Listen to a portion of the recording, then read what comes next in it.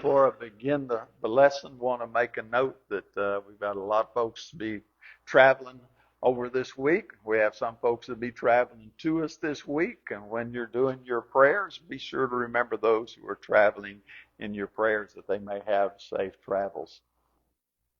We're going to talk about the power of a single sentence, the weight of words. It's kind of funny, a word weighs how much? Absolutely nothing, right? But it can crush a spirit in a heartbeat, can it? Words are powerful. They mean things. They mean things in a lot of different ways. I'd like to unpack that, but let's just keep on going. And the power of words we see in the beginning of Genesis, God created with his voice. I think that's pretty powerful. And then the serpent used words too, and kind of caused us a lot of trouble for the last 6,000 years. Your very words can change the course of your life. And I'm not just talking about the words that you say yourself to other people or the words that people say to you, but also the way you talk to yourself. Somebody once said that if we could put a speaker on top of your head and hear the way you talk to yourself, we'd put you in a straitjacket and lock you up. Because a lot of people talk mean to themselves all day long. And so the words you use, they'll change the course of your life. And our words, of course, start in our heart. We'll unpack that as we get on into the lesson because that is where our words start. So we'll go to Matthew 12 and 34.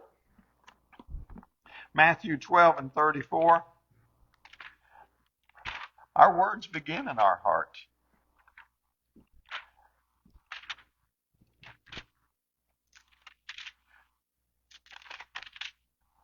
One more page. There we go.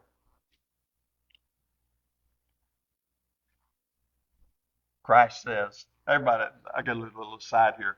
So many people think Christ was always just so wonderful and fluffy and positive and feely good. He starts out here, you brood of vipers. How can you, being evil, speak what is good? For the mouth speaks out of that which fills the heart. And that applies to all of us, just not just those under the brood of viper. If you will listen to somebody a while, if you're around them enough, you'll start to know where their heart's at and what's in their heart. I understand that the few minutes we spend in the foyer here before and after services, we can fake each other out a little bit. But if you're inside somebody's inner circle, it's not that hard to figure out. You know, we're much more of an open book than we would like to think we are. So we can pretend for a while, sure we can. But then, sooner or later, the reality is going to sneak out. So Proverbs 4:23 would tell us to watch over our heart with all diligence, for out of it is the issues of life. And that's what we have to do. The heart is the core thing. What are you letting into your heart? What are you letting into your mind and your thoughts? Because what you sit there and ruminate on and what you think about and what you kind of mull over for a while can drive you deeper and deeper into darkness, or it can lift you higher and higher up into greater spirituality. And here's the wonder and the blessing of it. The choice is ours. Now, people can say mean things to us. I can't stop that. I can complain about it if I wanted to, but that's not going to do me any good either. But here again, I get to decide what I dwell on. I get to decide what I let into my heart. I get to decide what is going to grow in my heart. And if there's a lot of us stuff around me that's not really good and desirable, somebody said, well, you got to stick a seed in the dirt in order for it to grow. Maybe that negative stuff around me is just the dirt my seed needs to grow in. So you watch your heart. You protect your heart. You don't let people put stuff in your heart you don't want in your heart. And I like this little phrase. It says, the tongue's the faucet, the heart is the well. I think that sums it up pretty good. And if that's the only thing you can remember from this lesson, you go ahead and just kind of jot that one down. The tongue's the faucet and the heart's the well, because that's where it's coming from. This is why words are so crazy important. That's why they're so vitally important, is because they're not without meaning. They came out of the heart. And I can't fix the fruit in my heart, the fruit of my mouth, I guess I should say, until I fix the root. That is the stuff that is in my heart. So that heart song, it's going to leak out into every conversation. Listen for it. Learn to listen for it. Now, give people the benefit of the doubt. Everybody's got the right to have a bad day now and then. You know, so somebody just wakes up grumpy. Give them a little leeway. Every now and then you need a grumpy day. But you know what I'm talking about. There are some people that are just bitter about everything, and the bitterness always comes out. It's just always oozing there somewhere. There are people that have the victim mentality, like life just hadn't been fair to me, and it's just always oozing out somewhere. And the sad thing about that is because they focus and they brood over those kind of negative thoughts, all they're doing is increasing the power of those negative thoughts in their very life. Life is hard. Life is tough. And to take the reins of life and say, no, I'm not going to breed on that stuff. I'm not going to brood and mull over that week after week, year after year. That takes a lot of courage and self-discipline. And a lot of people would rather just roll downhill other than climb uphill. Watch it. Listen to the song that's leaking out of your own heart as you're talking to folks. What do your words reveal? And I'm asking you to ask yourself that. Don't go around judging other people too much. Now, don't be naive. I want you to be aware of what other people are saying. But who can you change? I can't change anybody else. I can encourage. I can exhort, admonish, and rebuke. That's the biblical example. But I can't make anybody change. You can lead a horse to water, but what? You can't make him drink. I can't do it at all. But who is the one person I can change? Who's the one person you can change? Who's the one person you have that control over? That's yourself. And I think that's exciting. That's powerful. What if you didn't have that control? What if these people saying mean and ugly things to you, and we all get them now and then? What if that was absolute control and there was nothing you could do about it and they were completely in charge of your life? Man, wouldn't that be frustrating? It'd be like, whoa, this is a horrible life. I'm enslaved to everybody else's opinion. But fortunately, the way God set it up is no, you're not. Now, you can be if you want to be. I don't know why anybody would want to be. But you just need to look at your words. What's coming out of your mouth? What's rolling around in your head before you let it come out of your mouth? That's going to tell you a whole lot about your heart. So our words build or break relationships. We have a couple of verses here. Let's run them back to back. Ephesians 4:29.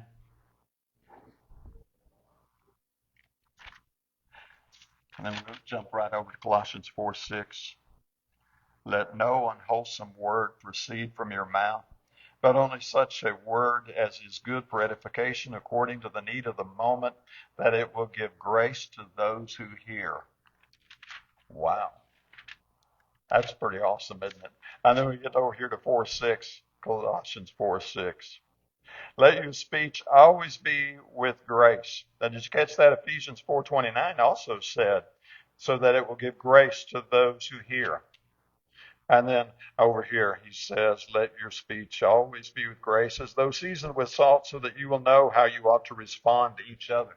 I want you to imagine just a moment. I can realize this is a little pie in the sky. But what if in this holiday week, as you're with family and friends, everybody is intent on only speaking things that impart grace? How are those get-togethers going to be? They're going to be good, aren't they? They're going to be really nice. But I suppose all of us have that extended family member somewhere out there, that one that fortunately you're only going to see around Thanksgiving and Christmas time, who is not going to be worried about imparting grace to everybody as they speak. They're going to be imparting some other stuff. Not as much fun, is it? Don't be that person. Don't be the one where when you leave, everybody, as you close the door, goes, man, I didn't think you'd ever leave. Don't be that person. So we have our little verbal jabs, our sarcasms, and our jokes. And I realize this is a kind of a hard area to really nuance out, because there's nothing wrong with friends having fun and joking one another. There's nothing wrong with a little sarcasm here and there. But you know, when you meant it as really a joke, or you were really getting that little jab in, you know the difference. And it's really hard to articulate, because now we're down to an energy level. That's just, that energy around somebody, you know how it goes. You're around somebody and you just know they're in a bad mood. You just know something's wrong. Now, they hadn't said they were in a bad mood. They hadn't told you about their bad mood, but you just know. It's that body language, that energy thing. And then you're around somebody else and they're happy and they're on cloud nine and they're joyful and everything's just, all really good and well. And they don't have to tell you that. You know it. And it's the same way with our sarcasm or our jokes. I know when you're joking. Let's say 90% of the time anyway. And we have a lot of fun joking and teasing one another. And I also smell it when it's not so funny. Right? You can do the same thing. So we want to be complimentary, graceful, kind, understanding. This is going to oil the wheels of our gears of our little communications and our getting along with one another and just make life better. And it's really kind of simple. It's the old Thumper rule from the Bambi cartoon going back to 1960 what? Now, what did Thumper say? If you can't say something nice, don't say anything at all. Do you know some people that you wish would practice that rule a little more? Don't call any names. Of course we do. Some people go, well, I just don't have a filter anymore. Well, I'll let you take that up with the Lord, but the Lord said, watch how you speak. And now, it would be kind of cool, he said, now, if you're over 65, Ephesians 4:29 doesn't apply. If you're over 65, Colossians 3:6 doesn't apply anymore. That was 4:6, excuse me. That would be kind of neat. But I hadn't found a translation yet that puts a retirement age on the verses. And so our obligation, even though I agree it gets harder as you get older, is to learn to let our speech be seasoned with grace and learn to be this kind of person, graceful, kind. Our words matter. Man, do they matter. Let's go back to Matthew 12:37. Matthew 12:37. Jesus said, for by your words you will be justified, and by your words you will be condemned. Think about that a second. Think back over the last day, the last week, the last hour before you want to think about it. Is that a comfortable verse? Is that an exciting verse? By my words, I'm going to be justified. My words are going to get me into heaven, or my words are going to keep me out of heaven. You're thinking, yeah, I like that. Or you're going, ooh, I need to clean that up a little bit. I don't know I like that. Our stewardship of our words is very, very real. And one of the games that people play, and they learn this so young, seems like they learn it before they ever hit kindergarten. Well, I didn't mean it. Say something mean, hateful. I didn't mean that. But they said it, didn't they? Say something mean. I was just joking. And your response is, who was laughing at that joke? That was a bad joke, wasn't it? Look, our stewardship of our words is extremely crazy, critically real. And I don't get a little eraser that, I didn't mean it eraser. I'm sorry, that's not the way life works. So our words are going to build up people, or they're going to break people down. And our responsibility as Christians is to be building up people. Now, sometimes we have to talk about some things that aren't comfortable. I get that. But it's still not hateful, mean, destructive. It is still constructive. As we'll see here in a few moments, we're going to speak the truth in love. And sometimes those truths are things that people don't want to discuss. And incidentally, I don't know how to discuss something with somebody who doesn't want to talk about it. I hadn't figured that one out yet. I do know how to talk about things when people want to talk about them. But as long as they're in denial, I have a little aversion to beating my head against a brick wall. I just don't do it. I just let them go about their business, doing what they want to do, how they want to do it. I'm not the judge. And if they ever, as in the first lesson, come to their senses, then we'll talk about how to build them up. But in the meantime, we don't want to be saying things that beat people down. Now, it does require some discipline. James 1:19 tells us to be slow to speak. Isn't that hard sometimes? It's just like, man, that's so crazy hard sometimes. Let me get down here to verse 19. This you know, my brethren, my beloved brethren, but everyone must be quick to hear, slow to speak, and slow to anger. That's the goal. That's our target there. And most of our regret comes from things we said. Think about it. How many times do you regret not having said something? Now it happens, right? But I bet you don't have 142 of those popping up in your mind really quick. But when you start thinking, wow, I wish I'd kept my mouth shut, I have an idea you get a little more instances on that one, and wish I'd been a little slower to speak and not have, jumped in the middle of that one so quick. The old timer said, if you ain't got a dog in the fight, leave it alone. I think that's a pretty good idea. So our words have some velocity to them, and now and then they just crash land at times. Just, what do we speak? 10,000 words a day on average. Somebody said 15, somebody said 20. Folks, that's a lot of words. That's a whole lot of words. I understand I'm not going to get it right 100% of the time, every single day, 365 days a year. Now and then, sometimes, words just don't quite come out like they ought to have. So, when you choose to hold your tongue and listen, you're learning to master the moment.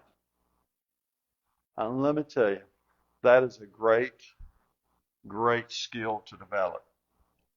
And learn just to be quiet and let the other person finish their thoughts and get it off their chest. And then you can decide if you want to respond to that or not. Now notice I gave you the option because I think this is great. You have the option. You do not have to attend every argument you are invited to. Let me say that again. You do not have to attend every argument you're invited to. You have the right to go, no, thank you for sharing. I'll think about it.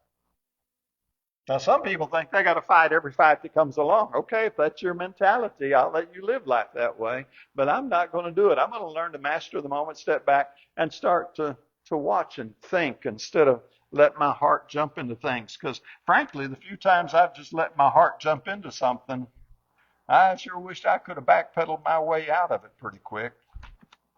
How many of you know that doesn't work too well? Let me go to Proverbs 29.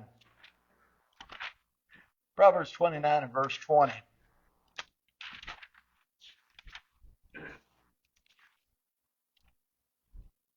Let me get to 29 there. Do you see a man who is hasty in his words? There is more hope for a fool than for him. The first one that starts arguing his or her case, you think, oh, that's right, until their friend cross-examines them, and then you go, oh, well, maybe that wasn't so right. Don't be too hasty with your words. Be slow and think about it. This is I'm going to call it like a chess game. I'm going over to James 3:8. He says, no one can tame the tongue. It's a restless evil and full of deadly poison. Now, the way I take that means I'm always going to have to watch my mouth. I've been practicing Christianity sincerely since I was 25 years old. So if I'm doing the quick math right, that's about 43 years. And I still have to watch my mouth. And if the good Lord gives me another 10, 15, 20 years, guess what? I'm still going to have to watch. Now, as I get older, my vision will be a little harder. It'll be a little harder to see that, but I'm still going to have to watch it. Because if I say something foolish as an old man, you know what people say, there's no fool like a old fool. So I'm going to learn that I'm going to have to keep a leash on that tongue. I can never just unleash it and let it go on its own. So our question here is, do we keep our tongue properly leashed? I hope so.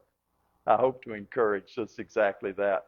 So words test our consistency. Back to James 3 and verse 10.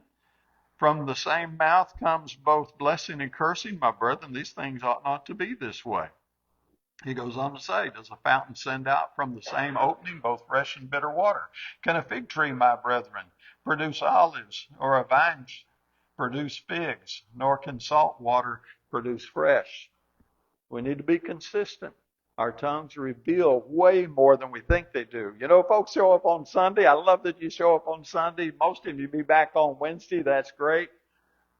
But it's all those words in between these assemblies that reveal a whole lot. You know, there's some people that say things when they're at work they'd never say in the church building around the preacher. Can you believe that? There are some people that say things when they're hanging out with their buddies that nowhere around the preacher and the church members say things they'd be shocked for us to hear. And of course, one of my favorite jokes, and this literally happened, I was talking to somebody, and I said, oh, yeah, so-and-so's a member where I preached. And they looked at me with shock. And they said, he goes to church? You're kidding. I like, I know something's going on there. Our tongue, not just Sunday, our tongue, Monday through Saturday, says a whole lot more than we want to say it. And our inconsistency reveals a divided devotion. And Christ said you can't serve both. Can't do two masters. You're going to love one and hate the other. You need to pick one. Or to use the Revelation terminology, you need to either be cold or you need to be hot. But don't sit there on the fence. Make a choice already. So we sing praises one day, which we've done a good job of today, and then people go and speak hateful the next. Isn't that crazy? So you know, we sang, was that more about Jesus? I'm trying to remember the songs you led, but, you know, pick a song, whatever one we sang today. And we sang it there, and you sang it with the deep meaning of your heart. And now I'm going to use the married example. And now you go home and talk to your mate like they're a piece of dirt. Wait a minute, that doesn't add up. If you really love Jesus, and Jesus told us to nurture and cherish and respect one another, how in the world can I go home and talk to my mate like he or she's a piece of trash? You can't do that. So what we have is, and it happens all the time, and people sing praises, they sit in the pew and sing Amazing Grace and all those wonderful things, and then on the way home they have roasted preacher. Well, I didn't like that sermon. I didn't think that was any good. Blah, blah, blah, blah, blah, blah, blah. Preacher was visiting a family once, and he said to one of the young kids, said, what are we going to have for supper? He said, I don't know, but I heard Mom say something about having the old goat over. Kids hear it, right? James 3:2, the tongue is a barometer. It measures our heart so much. Let me see what I've got there. 3:2, excuse me. One more page back. For we all stumble in many ways. If anyone does not stumble in what he says, he's a perfect man, able to bridle the whole body. You want to know how you're doing in your Christian development, how far you're advancing and getting along? Just watch your words. Watch what's coming out of your mouth. Now, let me clarify. I didn't say watch what's coming out of somebody else's mouth. I said watch what's coming out of your own mouth. Now, if you're in an authoritative position and you have a right to have that discussion with someone, and then you go ahead and have it. But otherwise, you need to keep your primary focus right there on your own mouth, because you're not going to go to heaven or hell based on what somebody else said. By your words, your own words, you will be justified or you'll be condemned. Yeah, but so-and-so said such and such. Yeah, you're right. And by their words, they'll be justified or condemned. We may need to encourage them to repent. Now, that's a little different.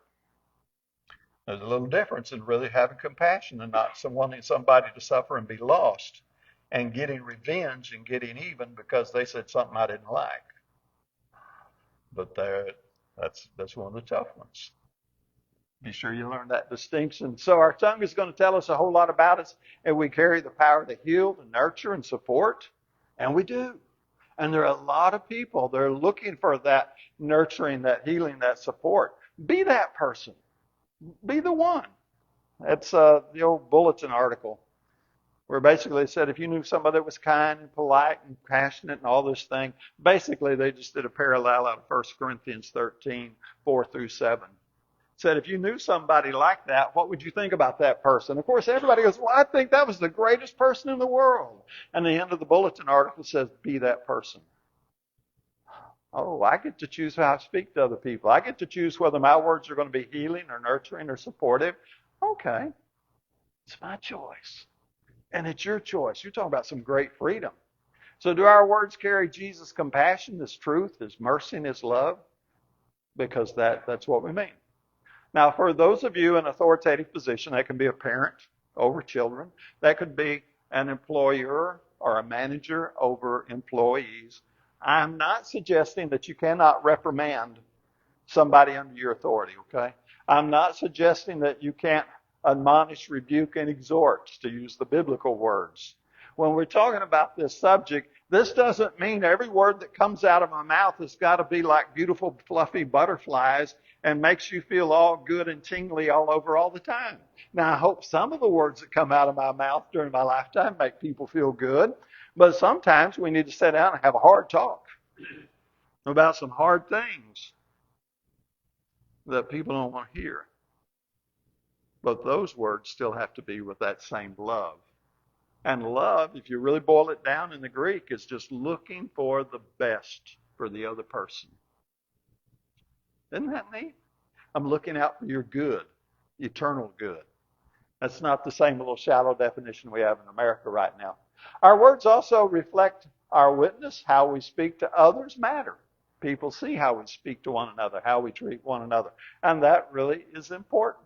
And if it's grace-filled, that's more than just being polite. It's really a compassion for the spirituality of that person. How can we help them get on to a better way? And I'm stuck again. A lot of people, well, I need some help, preacher. Well, I'm glad. I'd love to help you. And you start to, well, that's not the answer I needed.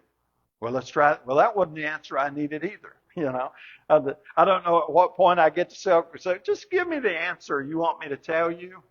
I'll just go ahead and sign off on it because I know, you know, kind of like I've got someone in my family. You go, where you want to eat? They go, I don't care. And you suggest a place, and what do they go? Oh, no, that wasn't it. Well, how about we go to, well, no, that wasn't it. And then I go, well, how about you just tell me where you really want to eat, right? Grace-filled. Don't confuse it with it's just all polite, fluffy all the time. Some of it's very significant. And sometimes we're going to bump heads. And we're going to still speak the truth in love. That's your Ephesians 4:15. Now, the phrase just said, speak the truth in love, but let's flip back and read it. Ephesians 4:15.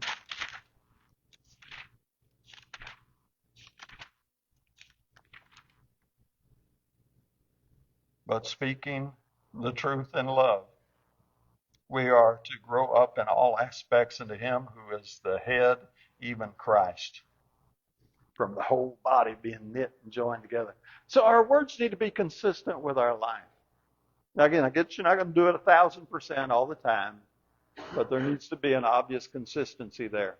And we need to understand that our harsh words are going to be remembered a whole lot longer than our pleasant words. Is that fair? I don't think so, but that's the way it works. Now, psychologists tell us the reason it works that way is because we, for generations, have had to be aware of the dangers around us. So the common example is you got the man out in the field, he needs to be aware if there's a danger out there. Because if he's not aware of the danger out there, he could get killed. End of his lineage, right? You are here today because your lineage, as far back as we can measure, 6,000 plus years, every single one in that lineage had sense enough to stay aware and away from danger long enough to reproduce so your line could continue. Kind of cool, isn't it? So the fact that we are a little hyper alert of negative things doesn't really puzzle me. We've got to be aware that there's some bad stuff out there. There's some bad people out there. There's some bad situations out there. And when we bump into them, our brain emphasizes that a little bit more than the person who's friendly. Now, we'll remember the friendly person, but you get a little more oomph on the negative encounters. So your harsh words are going to be remembered longer, which means you need to really double check before I let it come out your mouth. Really need to double think that one. Sure, a whole lot better to be silent, not have to try to suck it back in. So do your life choices and your words match up? Now that's a broad subject. We're running out of time, so we won't dig into it too deep. But you're making life choices. And then you're telling other people, I'm Christian. I love building book, chapter, and verse. I love that New Testament restoration theology. I love trying to be the church of the first century and just walking in the footsteps of Jesus. That's good words. Now, does my life match up? Or do they say, I hear you talking, But I also hear you out there on the factory floor talking, and they're not matching up. I hear you talking, but I hear the way you drive down the road like a crazy maniac going 20 mile an hour over the speed limit. You see, these things, they got to match up. Because if I'm looking at your life and your choices are not consistently matching up, and I'll cut you a little slack because none of it's perfect, but if you got a big, good sermon going on and then no follow through with the game, sorry, I'm going to come to the same conclusion you come to. Last slide. Our words can echo for decades. And can't they, though? How many of you can think back to something, maybe your mom or dad or grandpa or first grade teacher or sixth grade teacher, someone way back there from my age, that's way back there, can still remember that ugly thing they said to you? It's kind of funny. How many words do you think your parents spoke to you over your upbringing? 18 years times 10,000 words a day. Isn't it funny we just remember the negative ones more often than the positive ones? That's interesting. I think that's neat. So our words, my words, are going to echo in my kid's head, in my grandkids' head for years and years. You know, one of these days, Archer and Matta, they'll be 82, 93, 104, and they'll be saying, I remember when Pop said, and they'll laugh and giggle. Well, I hope you make 104. That'd be kind of neat.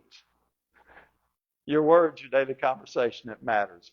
Our words are a resource for good or evil. Proverbs 18:21 says, death and life are in the power of the tongue. How many marriages have been killed because people didn't understand that? They killed their own marriage. They walked down the aisle together and they looked at each other's glimmering eye and said, better or worse, sickness, health, rich or poor, to death do we part. And they're like, oh, you're happy. A year later, they're killing the marriage because they can't control their tongue. Can't believe you're so stupid. My mama told you never to marry that guy. You know. Don't do that. Learn to focus on giving life through the tongue. Jesus didn't come just to save us. He came to change us. Take you back to Romans 8:29, where he says we are conformed to the image of Christ. So how seriously do you take your stewardship over your tongue? That's a tough one, isn't it? Because like I say, we talk all day long. The only time I'm not talking is when I'm napping. I may even talk when I nap. You have to ask Sharon about that one. And you go, okay, but I got to watch what I'm saying. Yes, I do. There's a lot there. So our words are seeds. And one day we're going to reap the fruit of what we have sown. Not what we said we sowed. We're going to reap what we did say. Thus, the stewardship of the mouth is very, very important. Now, the one thing I want to be sure you can say is like the Ethiopian eunuch, I believe Jesus Christ, the Son of God, with all my heart. Yes, I hope you put Christ on in baptism, and then you're learning the Christian discipleship. That's really where I hope we can kind of leave this lesson. But if you can't say that yet, our baptistry's ready. We're here to help however we can. All together, we stand and sing.